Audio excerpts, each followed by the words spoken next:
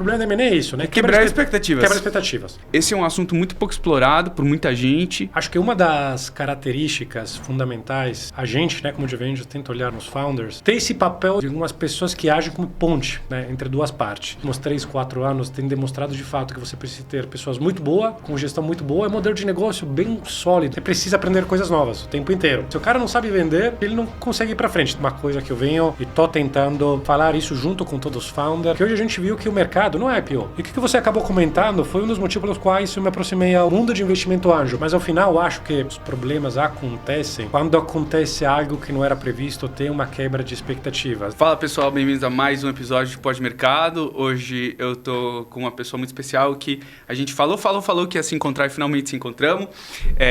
O Lorenzo, ele faz parte do time da GVendios, uma das maiores redes de investimentos anjos do Brasil. Eu não vou dizer a principal para não ofender outras pessoas. E o Lorenzo tem uma trajetória muito legal. Hoje ele está na diretoria da GVendios, mas ele já passou por investimentos em Venture Capital antes, já passou por consultoria, já trabalhou no varejo, já viu também parte de alimentos, eu vi que você teve uma passagem pela Saint Marché também. E no final das contas, a gente não está para falar coisa extremamente técnica aqui, mas esses papos são muito ricos do que outros empreendedores, outros investidores, pessoas comuns, pessoas pelo Brasil podem aprender. Porque quando você investe em startup, que tem essa trajetória, cara, você vê muito erro que muita gente comete. Muitas burrices que as pessoas fazem que atrapalham elas no negócio, na vida delas. E a gente gosta de conversar a respeito, aprender com isso. E, bom, a gente vai ter esse papo aqui que eu acho que vai ter muitos insights. E eu não sei o que vai vir, eu não planejei nada aqui com o Lorenzo, eu não sei o que ele vai falar, o que ele vai me perguntar aqui, enfim, só vamos. Boa, Ari. Bom, olá pessoal, eu sou o Lorenzo. Bom, a gente está um tempo conversando, né? A gente vem trocando muitas mensagens, vamos nos encontrar, vamos bater um papo. Então, hoje estamos aqui, a ideia é falar um pouco de negócio, né? Eu estava falando agora com o Ari, acho a ideia super bacana de a gente aproveitar aqueles tempos dos cafezinhos, né? Um café de negócio para trocar um pouco a jornada. O que eu vou falar um pouco do meu percurso, né? O que a GVendios está olhando hoje. Vamos falando. Enfim, tá um prazer estar aqui. Obrigado pelo convite. Imagina. Eu lembro que eu participei tinha um conselho, um board assim da GVendios no passado, que era responsável pela análise de empresas, né? E isso foi durante a pandemia, totalmente pro bono, nunca ganhei dinheiro com isso, né? Quis ajudar. Eu me conectei com muitas pessoas legais que viraram amigos, né? O Rafa Belmonte, que é um cara super legal. Rafa, um abraço aí pra você. Inclusive fui correr com ele hoje.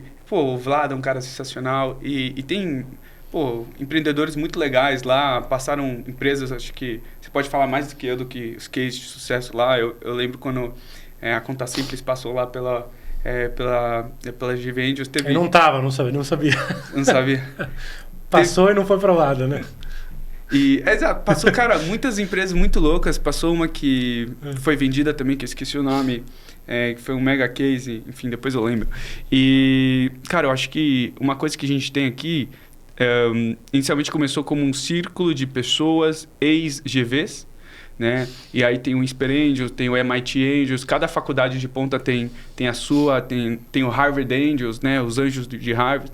E aí tem algumas redes mais gerais, tipo, um abraço aí pro pessoal dos Anjos do Brasil, um abraço aí pro pessoal do BR Angels, enfim, tem várias redes que eu respeito. Mas, cara, a coisa que eu gosto é que eu formei boas amizades e conexões genuínas. Por causa do trabalho, me demandou muito tempo e eu não consegui dedicar o tempo que eu conseguia para a rede e acabei me afastando e não participando mais de comitês e não participando mais do dia a dia de análise de startups. O meu mundo virou, acho que desde de 2020, minha vida é M&A para Verect, 100% pelo menos. E, enfim, venho me dedicando a isso. Mas, volta e meia, tem gente legal que, vale a pena bater um papo. E os ensinamentos que eu acho que, assim, eu acabei tendo uma passagem quando eu cheguei no GV Angels, eu tinha passado 6 anos em Israel. Eu tinha tinha feito, né, uma carreira militar em Israel, na parte de tecnologia, e depois estudei lá, trabalhei lá e voltei fresco de lá. Aí o pessoal queria, tipo, me chupinhar no bom sentido. Sim. De tipo, cara, o que você viu lá, vamos tentar implementar aqui. E foi legal, cara. Formei boas amizades e fico muito feliz que você faz parte do time. Eu respeito de vez pra caramba. Tem todo o meu carinho e todo o meu amor. Legal, Ari. Acho que tem 3 pilares hoje, né, que norteiam o GV Angels, né? A gente fala que é capital, as 3 Cs. Capital, conhecimento e conexão, né? Quando a gente fala dessa parte de avaliação, que você bem comentou, a gente tem os comitês que meio que aprovam as startups, e a gente está começando a criar alguns comitês técnicos setoriais e por áreas funcionais. A gente lançou semana passada o comitê de energia, vamos ter um comitê de parte de tecnologia e inteligência artificial, chamando algumas pessoas. Basicamente, a gente olha muito aquela questão de smart money, ou seja, de capital intelectual que o anjo troca, tanto entre anjos, tá? E também ajudando as startups para evoluir. Então, acho que isso é um ponto muito forte, que eu vejo que todo mundo que entra no GV Angels, você tem competências e tempo para doar, ele doa, né? A grande questão é tempo, né? Encontrar essa equação. Eu falo brincando que meu papel um pouco como gestor de GV Angels é orquestrar esses tempos e movimentos, porque, obviamente, as pessoas podem ficar muito ocupadas por motivos profissionais ou pessoais. Então, a gente sempre buscar essa alavancagem de capital intelectual e recurso, tá? A gente coloca dinheiro, se é importante, tem VCs, mas principalmente a gente te fala que é um pouco aquela fase, tipo juvenis de futebol, sabe? Uma fase importante onde você pega um founder e ajuda, né, a lapidar alguns conceitos, e você troca conhecimento. Outro elemento que eu falo brincando, que é muito interessante o GV Angels, eu falo que a gente é meio que um MBA de Angel Investment, de investimento em startup. Porque o cara bota a mão na massa. Sabe quando você faz MBA? Você vai lá, pega. Então o cara, vejo que gosta, porque acaba muitas vezes conseguindo botar a mão na massa direto. Não é só um curso. Então, pega uma startup, analisa a startup, vê como é que ela é. Ele fica ouvindo de outros anjos que tem às vezes mais experiência, ou do segmento setor, ou tem mais experiência na esteira de investimento, como foi essa jornada, como são os processos de análise. Então é muito, muito rico e muito útil. Então, assim, eu enxergo de fato a gente fala capital, conhecimento e conexão. Essa parte do conhecimento é muito forte no GV Angels. Tem outros grupos, de fato, muito bons, que você citou, Anjos do Brasil, Barry Angels, Harvard Angels, cada um pouco tem suas peculiaridades. O GV Angels tem uma pegada que tem muita gente que vem da GV. Eu, na verdade, tá ouvindo pro sotaque, sou italiano. Eu também sou italiano. Por cruzamento de histórias, eu estudei na Bocconi, em Milão, e fiz intercâmbio durante um ano na GV, em 2008, 2009. Então, o GV é meio que uma segunda casa. Sou um geveniano não completo, né, mas tá valendo. Parcial. Então, essa parte de conhecimento é muito forte. A galera gosta, né? Gosta de se agregar. A gente tem uma pegada muito... Eu falei inclusiva, né? Todo mundo acaba vendo num percurso GV, mas a gente, de fato, tem outras pessoas, às vezes, que entram na rede, tem estudado, mas a gente tem essa pegada, de fato, mais inclusiva. Cara, uma coisa muito interessante, você falou esses 3 Cs. Conhecimento, capital e conexão. Eu sinto que esse é um assunto muito pouco explorado por muita gente. Muita gente pode se beneficiar disso, seja empreendedores, seja agentes autônomos, seja profissionais liberais, seja pessoas que trabalham em CLT de empresa e nem investem necessariamente em startup. Porque você pode criar bastante dinheiro para você e fazer bons negócios com essas 3 coisas, né? Capital, conexão e conhecimento. Sim. A maioria das pessoas começam, acho que sem capital. E muita gente começa sem conexão. Começa só com o conhecimento que tem, e às vezes conhecimento é pouco. Então, muita gente acha que para eu ser bem sucedido, primeiro eu preciso ter muito, né, muito conhecimento, depois conhecer, depois acumular muito dinheiro, capital, e depois eu vou conhecer muita gente, eu vou ficar famoso, vou ter muita conexão. Mas acho que a lógica é um pouco invertida, que você não precisa ter tudo isso, né? Eu acho que, na verdade, se você começa pela conexão, você pode usar o conhecimento de outros e o capital de outros. Sim. eu acho que a chave para sair dessa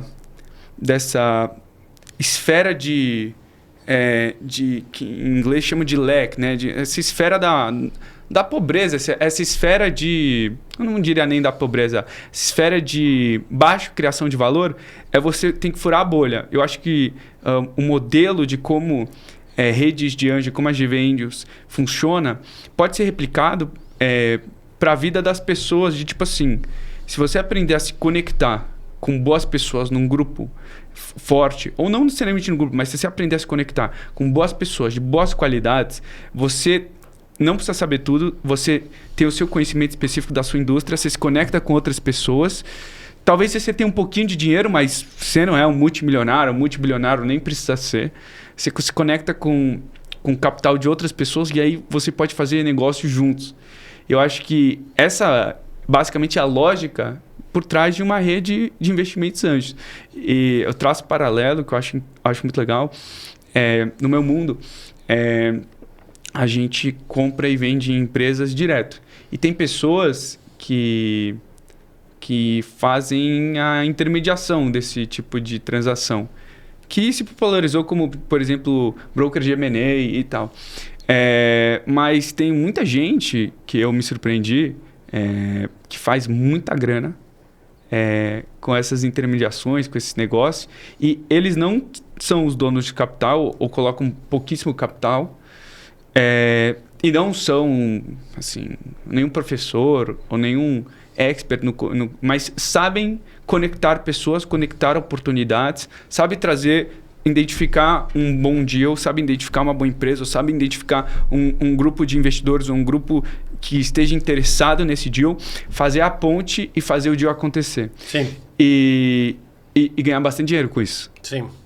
Então, eu acho isso muito interessante, assim, pegando o gancho do que você falou, desses 3 Cs, né? Que eu acho que é um assunto muito pouco explorado pelas pessoas, de tipo assim, como que eu posso sair desse ciclo? Tipo, como que eu posso exponencializar o meu crescimento de carreira financeiro na vida? Como que eu posso chegar a outro patamar? Eu acho que conhecimento é uma coisa que é muito macitada na nossa cabeça, de tipo, educação, vai se educar, vai se educar, vai se educar. Educação, educação, educação. Ou tipo, vai acumular dinheiro, né? Vai, tipo, trabalhar numa empresa, vai seguir uma carreira, você vai ganhar um salário e bônus, e isso, isso, isso. Então, esses são os 2 caminhos que as pessoas seguem tradicionalmente. E esquecem o conexão, que eu acho que se você começa a focar no de conexão e aprender a fazer conexões estratégicas entre as pessoas, você pode encurtar muito esse caminho, furar a bolha e fazer bons negócios.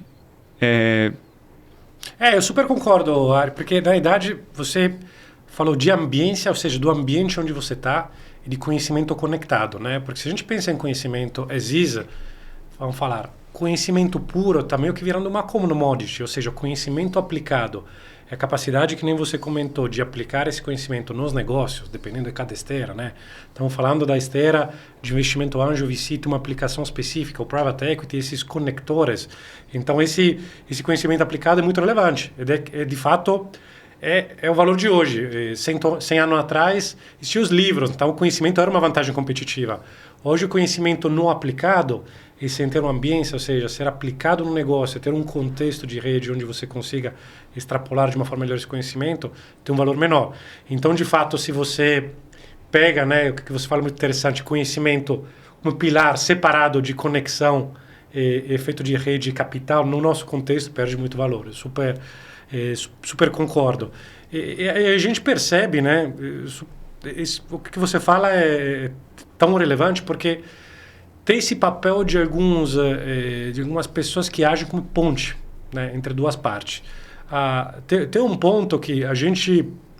Eu bato bastante na minha visão de venture capital, tá? Que pode sair um pouco da visão do VC-Track tradicional.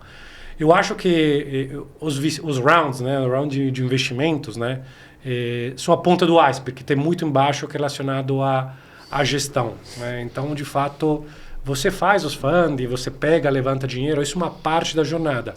Mas embaixo tem a parte principal. Eu acho que os últimos 3, 4 anos, têm demonstrado de fato que você precisa ter pessoas muito boas, com gestão muito boa, é um modelo de negócio bem sólido, sabe? Então, olhar o bottom line e tentar recuperar, acho, ter uma rentabilidade boa.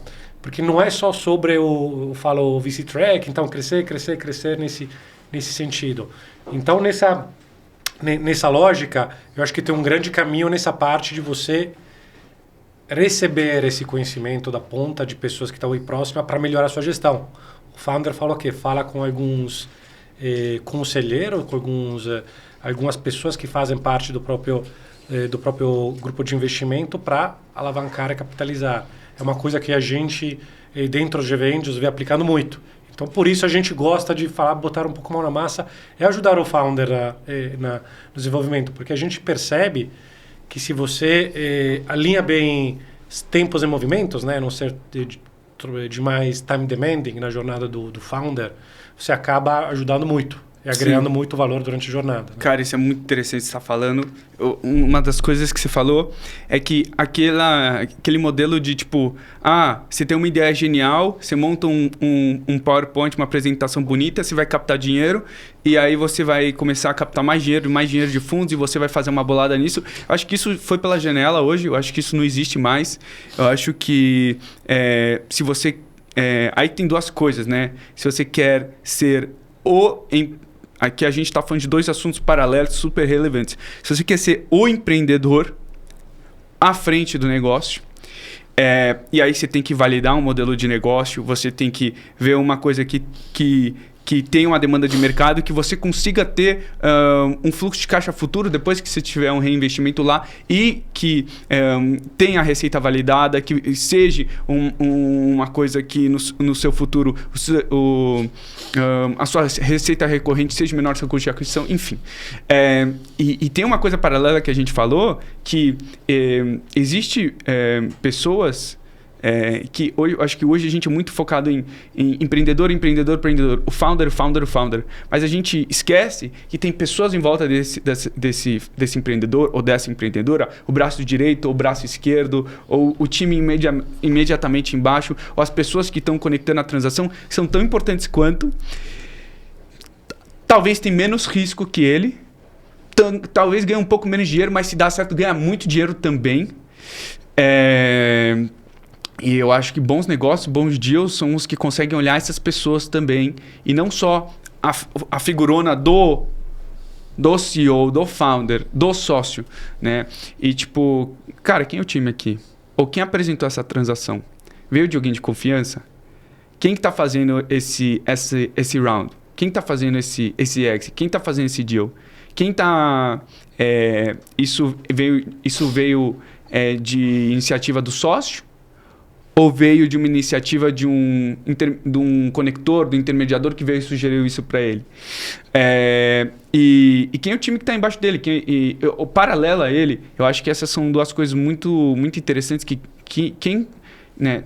Assim, eu acho que você hoje não precisa ter passado em MBA em Harvard, em Stanford, ou mesmo que eu admiro pra caramba essas faculdades, ou você não precisa ter trabalhado num banco de investimento, numa mega consultoria para fundar uma boa startup. No passado, acho que essas estampas Sim. davam mais facilidade para captar dinheiro.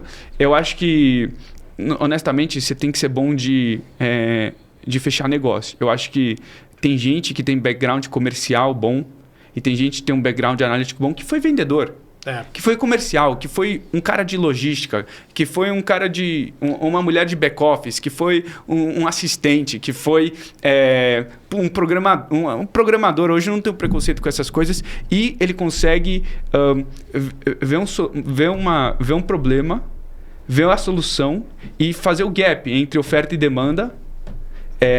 E basicamente fechar esse espaço entre oferta e demanda. E isso pode ser feito com você sendo dono de um produto ou serviço que você cresce e capta dinheiro para ele, por isso que as redes de investimento funcionam e os fundos investem nesse tipo de pessoa, ou ir caminhando paralelamente a isso e fazendo os negócios destes founders, ou fazendo os negócios dos deals. Sim. Eu acho que o que você falou, cara, é tão legal porque assim, você falou conhecimento aplicado. eu acho que esse conhecimento aplicado não é amplamente divulgado, ensinado hoje, que você... tipo assim, até eu, às vezes, tinha dificuldade de falar, putz, onde eu aprendo isso, né? Tipo... tem que botar a mão na massa. Exato. Onde você aprende? Com quem você senta? Com quem você aprende isso? Putz, é tão bom, é tão legal, é um conhecimento que pode fazer tanta diferença, pode alavancar tanto sua carreira, pode te dar tantos ganhos. Tá bom, me dá, cadê? Onde que eu sento e aprendo isso? Onde que eu sento e tenho acesso a isso? Tipo, me ensina. Vai, eu quero fazer, quero executar. Onde? E eu acho que esses círculos de pessoas juntas é uma das soluções que foram encontradas para a disseminação desse conhecimento. Sim. Porque na faculdade não está, em curso técnico não está. Pelo menos eu não vejo isso. Você tem que aprender com quem está fazendo. Isso tem muito a ver, de fato, se circundar com...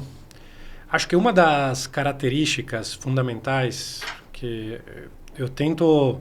A gente, né, como Advantage, tenta olhar nos founders, né, que acho a capacidade de ouvir e aprender. Né? No momento que tem essa abertura a querer aprender, fica tudo mais fácil, porque às vezes tem algum tipo de conhecimento ao longo da sua jornada que você tenha que... Você montou seu negócio, né? Então, você tem uma set de skills, vai aprendendo. Você precisa aprender coisas novas o tempo inteiro, tá? Pode ser dos investidores, dos anjos, dos mentores, que for, mas o tempo inteiro você tem que ter ouvidos abertos para captar e saber aplicar esse conhecimento. Então, de fato, uma escuta ativa. E muitas vezes tem alguns founders que acabam se isolando um pouco nesse papel. Então, acho que quando a gente pensa em...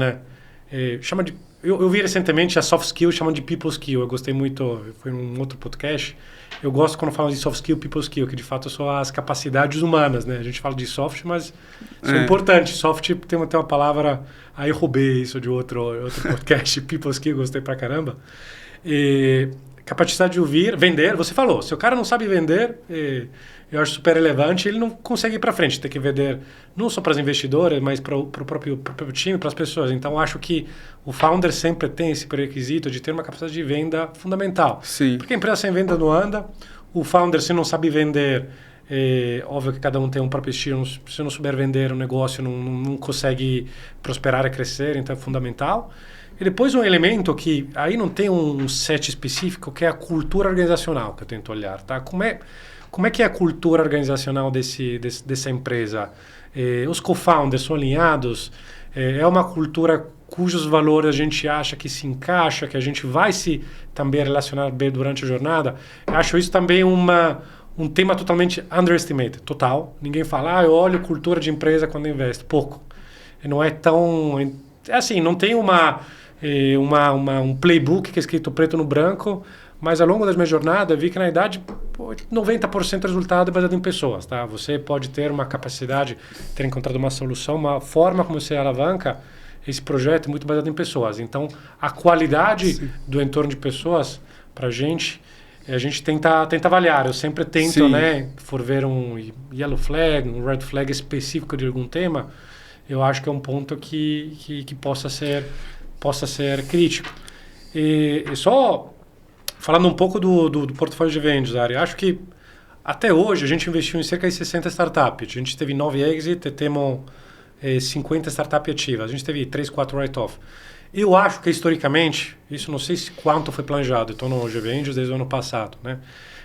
Historicamente acho que sempre se olhou um pouco todas essas variáveis que fizeram que a gente levasse para dentro de casa time mais consistente, projetos mais consistentes, que às vezes não todos vão te dar aqueles múltiplos de 25, 30, 40, 50 vezes, mas a gente acaba entrando um pouco, né, entre um VC play, eu acredito, que é uma esteira tradicional, que pode ser de private equity, né, que são lógicas um pouco diferentes. Então, eu acho que a gente se coloca um pouquinho no meio.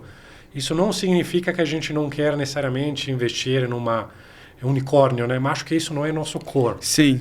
Eu acho que não é nosso core. Então, nosso Pareto, nosso 80-20, é olhar, às vezes, aquela empresa que a gente acredita que, através de inovação, consiga fazer suas 5, 6, 7 vezes, que é consistente, que é um cara que quer perpetuar o negócio, que é resiliente. Então, é isso um pouco a visão que eu tenho, tá?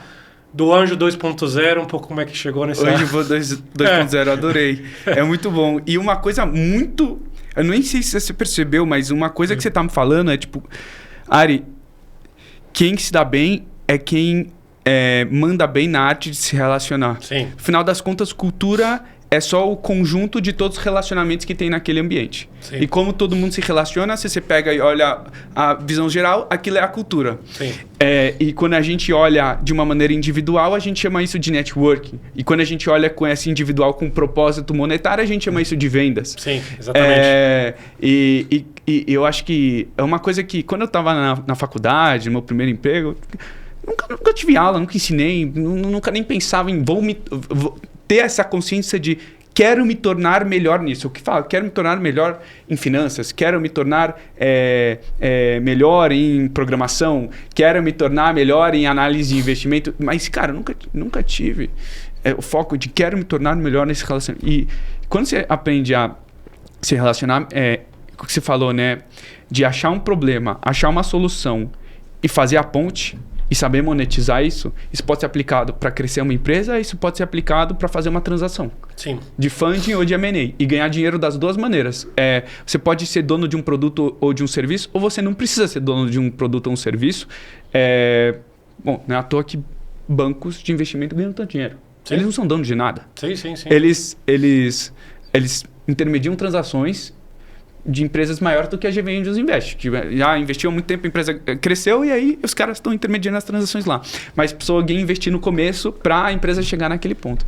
E uma coisa que eu acho que é totalmente underestimated, você falou que análise cultural, saber analisar a cultura de empresas é uma coisa underestimated, que é uma coisa pouco olhada e que faz uma grande diferença. Eu acho que uma coisa que é pouco olhada, faz uma grande diferença, é saber identificar um ativo valioso e alguém que quer isso. E saber fazer a conexão, saber fazer a ponte e saber monetizar isso. E se você sabe fazer isso, na minha opinião, você nunca vai ficar sem entrar dinheiro, você nunca vai ficar sem... Eu não vou dizer sem emprego, mas...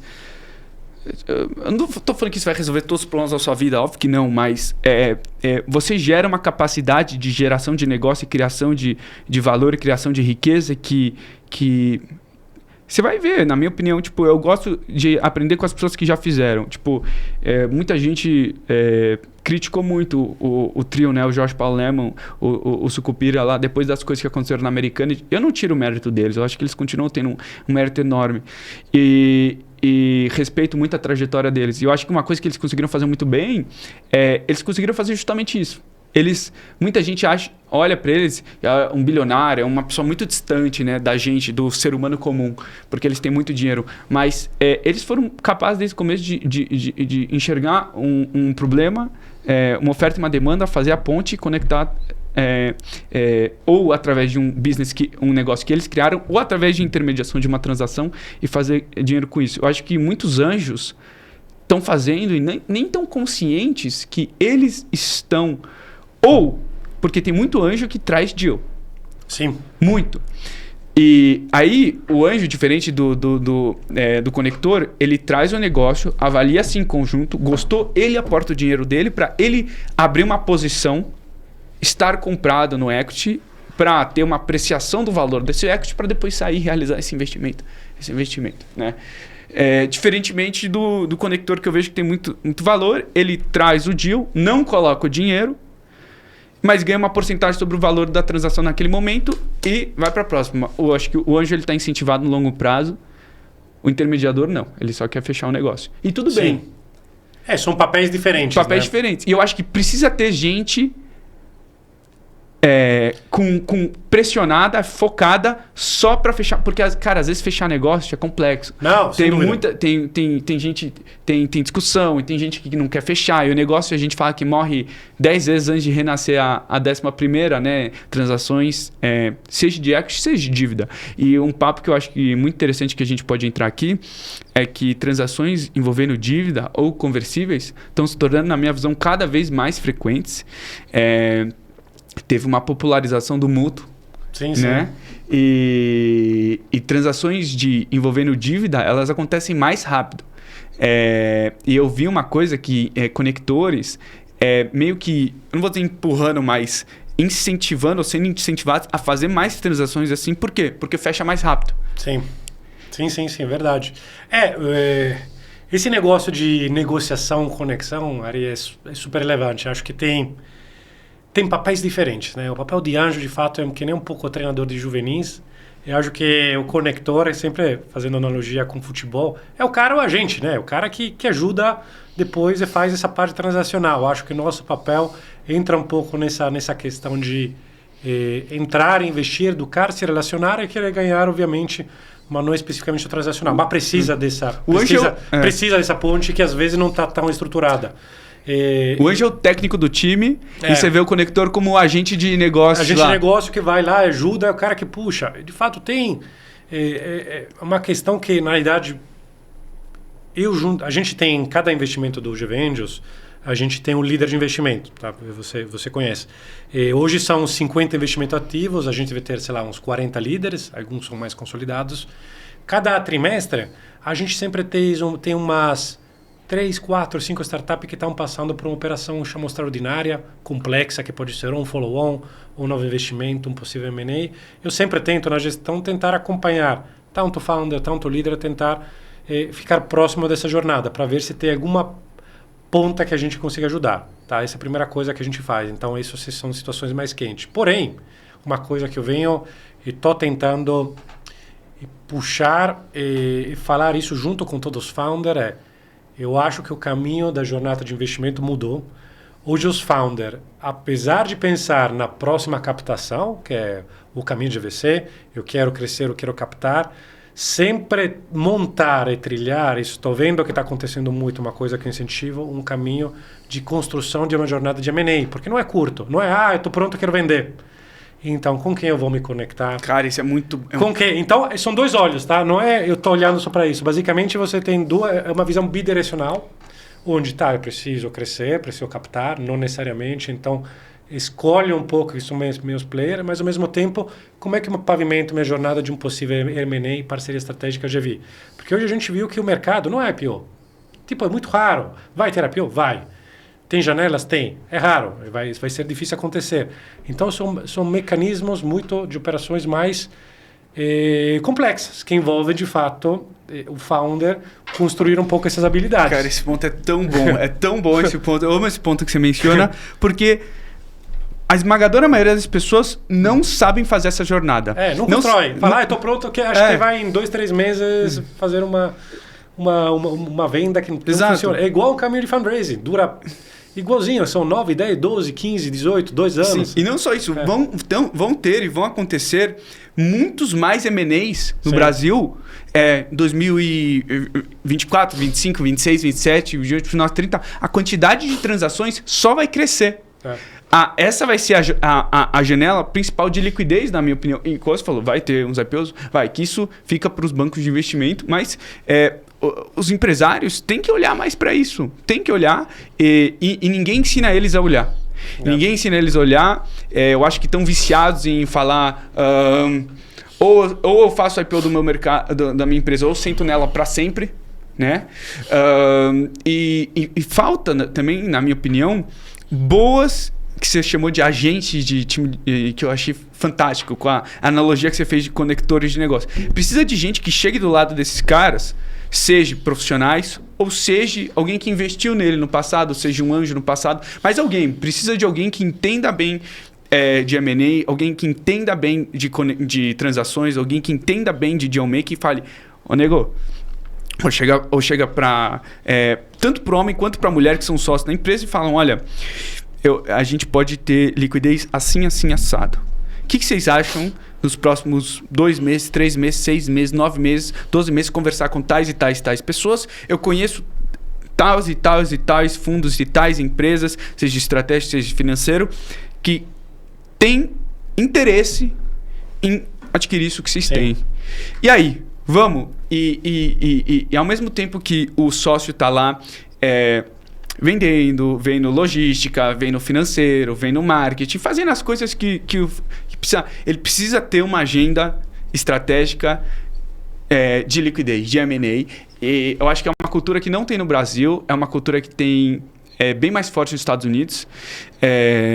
tanto que o volume de transações no Brasil está começando... Os Estados Unidos é a referência e a gente, não sei se você sabe, mas a gente tem um volume 5 vezes menor do que os Estados Unidos de transação. Sim. Mas ele vem crescendo. E eu acho que tem muito dinheiro para ser feito aí. Tem muita liquidez a ser solta. Tem muito valor em equity que tá lá e não tá sem liquidez. E vai ter... muitos sócios e muitos conectores de negócio que vão ganhar grana com isso. Seja o sócio que vender e quem fazer o deal. E as pessoas, as pessoas me perguntam, Ariel, eu recebo essa pergunta bastante, como que eu entro nesse mundo? Como que eu entro nesse mundo? Como que eu gero capital? Aí fala, as pessoas falam, acha um problema, vai empreender. Vai criar uma empresa. Show! Mas eu acho que não é para todo mundo. Sim. E tem caminhos mais curtos. Pô, por que você não cola na cola desse sócio aqui? Uhum. Vai ajudar ele. Ou por que você não tenta montar uma transação? Pô, tem anjos, né, que começaram e acompanharam um deal de lado. Depois, outro dia, o deal foi mais... Eles estiveram mais dentro. Depois, eles fizeram um deal inteiro. Depois, eles se tornaram um líder de um deal. E foram assim aprendendo. E eu sei que teve anjo que aprendeu com coisas que aconteciam em deals assim. Eu sei gente que fundou empresas. Eu sei gente que fundou startups. Eu sei gente que entrou em outras empresas que foi contratado por causa que coisas que fizeram em deals de investimento e de M&A. E eu vejo assim esse aprendizado, e não só aprendizado por aprendizado fazendo dinheiro, né? Super interessante. Você puxa 3 coisas que fazem parte do meu percurso pessoal. Primeira, sobre M&A. Eu cofundei a Cor de Crema, que é uma rede, não comentei, de laterias aqui em São Paulo. A gente chegou... Teve 2 fases, tá? A primeira fase chegou a quase... comprar uma rede de soft ice cream. E no dia, estava de documentos assinados, no dia... Deu para trás. Caiu o deal para algumas questões, enfim, um deal que não foi. Então, cara... Assim, clássico. É um clássico, mas você aprende na veia. Eu tava mais novo, isso foi há uns 8, 9 anos atrás. Você percebe na veia que é gol quando a bola entra. Então... Sempre quando a gente estava falando dessa questão do M&A, quanto tempo demora, da complexidade de fechar um deal, então eu vivenciei esse ponto. E a gente sempre na Cor de Crema teve uma troca, a gente tinha um sócio italiano, teve uma troca, entrou um outro sócio que era de um grupo brasileiro. E de fato eu vivenciei um ponto que é muito importante. Quando você faz um deal, faz uma operação, a gente se fundiu e criou uma holding de marcas, era Cor de Crema mais outras 3 marcas. Uma coisa totalmente underestimated, de novo, que nem a cultura organizacional, é o fit de cultural. Então, quando a gente fez a operação, a gente olhou lá, o playbook e falou, a gente tem uma marca, vamos juntar outras 3, a gente vai ter cafeteria, padaria, faz muito sentido. Como se fosse bloquinho de Lego, assim. A gente era mais novo, não tinha passado. Eu tinha um feeling, mas não tinha passado por isso. E quando você está no dia a dia, provavelmente isso devido ao fato também que quando você está na execução, eu não tive pessoas externas que estavam próximas, mentor, anjo, que falassem, olha, o que você está olhando tem esses riscos desse ponto. A gente foi lá e executou. Tinha uma verticalização, a gente já tinha uma verticalização de fábrica, existia uma verticalização de planificação e fez muito sentido no papel. De fato, o fit cultural de umas complexidades, faz parte, é parte do jogo, tá ok. Foi um motivo pelo qual depois eu decidi sair do negócio, porque não fazia mais sentido nesse merge, que é uma coisa muito comum no CVC. Quando a gente pega startup comprada por empresa, esse misfit cultural dá muito problema. Por quê? Porque às vezes sua visão de futuro, seu sonho, que não é só o sonho econômico da transacional, mas de crescimento da empresa, é diferente do sonho da corporate. Eu falo de corporate que é o caso mais tradicional, porque a agenda de priorização a gente muitas vezes percebe. Óbvio. E depois, você tinha comentado, né? Entrei numa startup que tinha sido englobada, né? Adquirida pelo Samarché, Mercado Fresh. Eu tive muita clareza, né, desse jogo de priorização de agenda. Então, já entrei com o caminho muito, muito claro. De fato, não era a priorização de agenda que, às vezes, a startup sempre espera, né? Mas, para mim, estava um fair game. Foi interessante porque foi meu momento de me aproximar ao mundo de tecnologia. E o que você acabou comentando foi um dos motivos pelos quais eu me aproximei ao mundo de investimento anjo, porque achava que fosse o lugar onde pudesse contribuir com minha jornada, meu conhecimento, e pudesse ser muito fértil para, eventualmente, ficar próximo de negócios que amanhã, não sei, eu possa me conectar, que nem você fala, de uma forma muito abrangente, olhando bem o quê?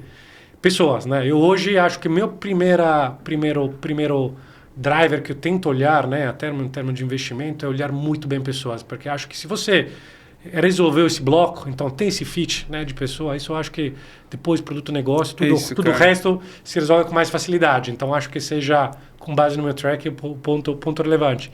Mas queria só frisar que é muito importante ter esse deal making, mas não subestimar a importância da clareza, né? Eu acho que não é só de fit, mas de ter as cartas na mesa colocadas de forma clara. Às vezes a pessoa saber onde está indo, sabe? Porque sim. Pode fazer parte, né? Eu sei o que está acontecendo. E, cara, você falou que você teve se você soubesse como fazer deals ou ter um conhecimento mais profundo de M&A, você teria evitado ou solucionado aquelas coisas que você viveu e você era sócio. Ou se tivesse...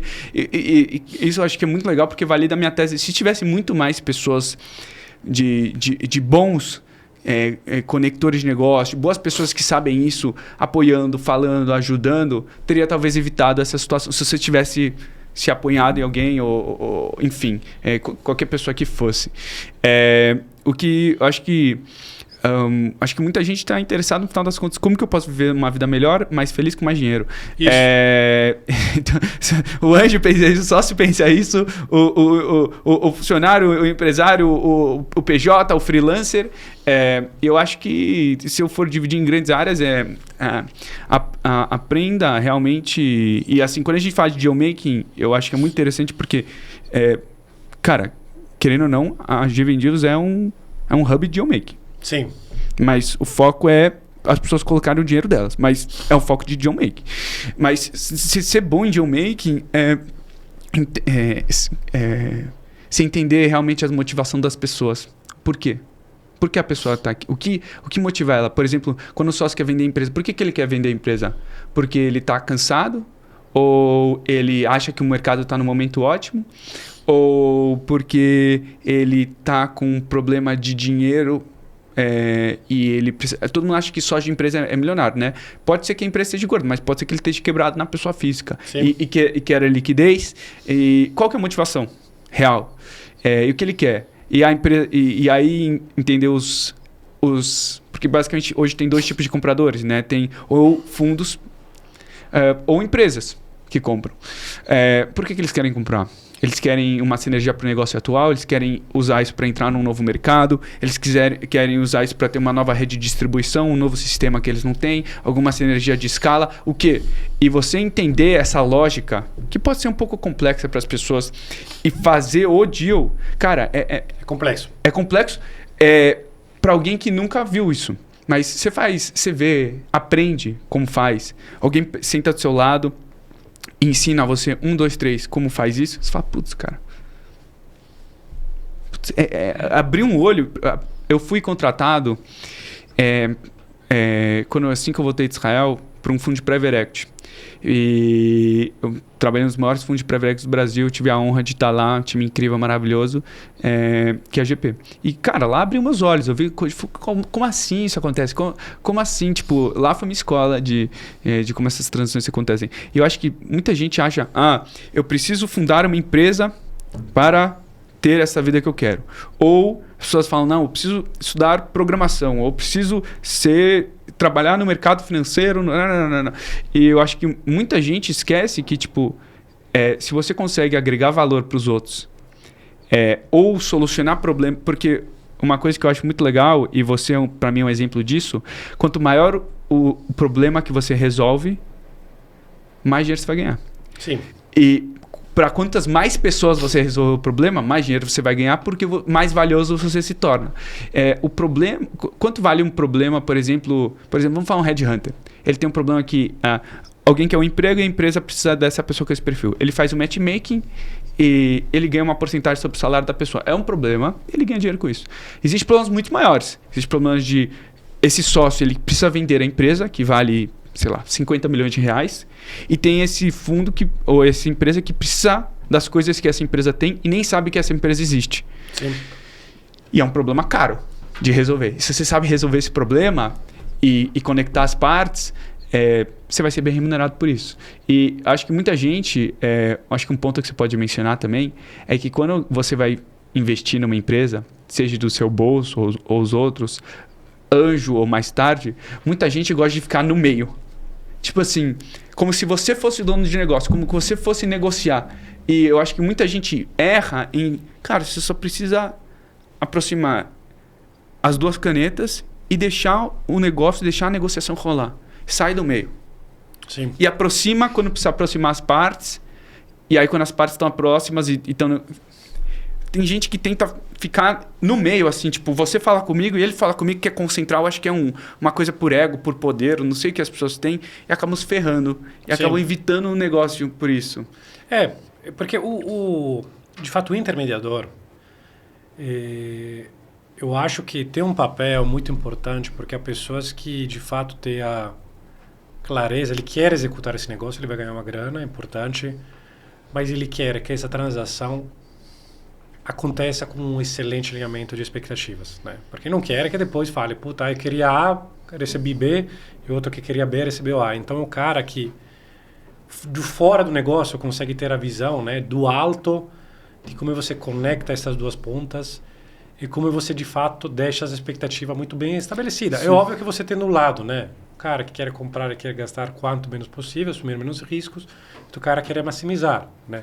Mas, ao final, eu acho que os problemas acontecem quando acontece algo que não era previsto, tem uma quebra de expectativas. Não sobre, puta, negociei um valor, fiquei puto porque baixou 10%. Acontece mais por esse motivos, né, de quebra de expectativa. O papel dessa pessoa é fundamental, é muito útil porque ajuda a não quebrar expectativas. Sim. Porque o problema da M&A é isso, né? Quebrar expectativas. Quebrar expectativas. Não é, puta, fiquei puto. Não é valor, não é o número. Mas como vai ser depois o deploy do que está combinado. Então, se as histórias se encaixam, né? Isso que cada um precisa... Cara, muito interessante isso. E falando de investimentos anjos, e talvez para amarrar o que a gente está falando, o que você acha que diferencia maus anjos ou anjos médios de ótimos anjos, médios negócios de ótimos negócios e deals medianos de ótimos deals? Tá. Qual que você acha que é a diferença, ou as diferenças principais? Dos anjos, né?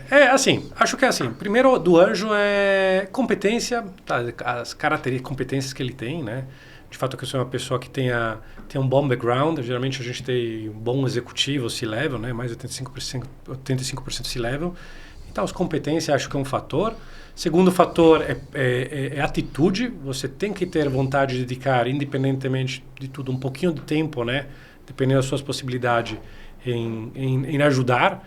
Então, ter essa vontade de acreditar na troca. Tá? Investidor anjo que investe como diversificação de portfólio de uma forma muito passiva, acho que não se encaixa muito com o investidor anjo. É um investidor que investe em startup, tem crowdfunding, né? Tem plataforma onde você não bota a mão na massa e não contribui.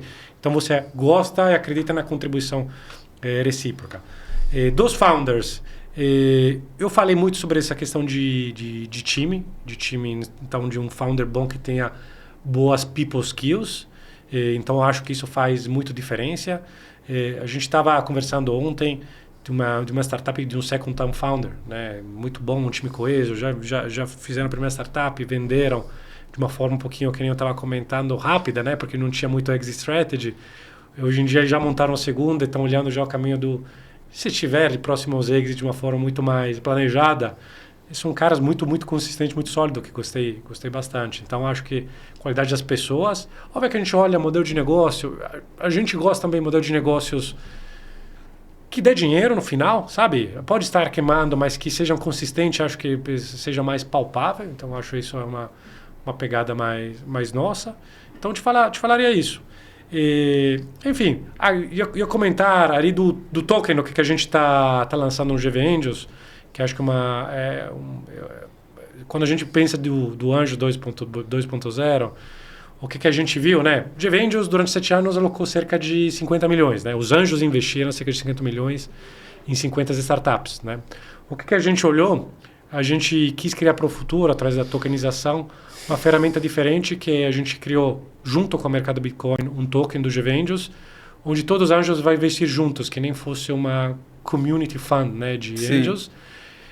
basicamente para diversificar o portfólio e dar liquidez. Então a gente está tentando, eu falo, criar uma bolsa, né? É um mercado secundário, né? Uma bolsa startup para dar giro, porque uma coisa interessante a sua fala é o que todos esses atores fazem, eles dão um giro na economia. Então quando o cara tem uma empresa que teoricamente está parada, encontra um comprador, ele dá venda, dá liquidez, faz a economia girar. Então a gente construiu esse produto para entender que esse mercado que tem ciclo de 4, 5, 7 anos de exit, que são longos, a gente consiga dar um giro, né, nesse capital. A gente acredita no mercado ainda interno, porque é um mercado mais qualificado e não especulativo, que acho que de fato essa roda, né, que nem fosse uma pequena bolsa, mas um mercado qualificado.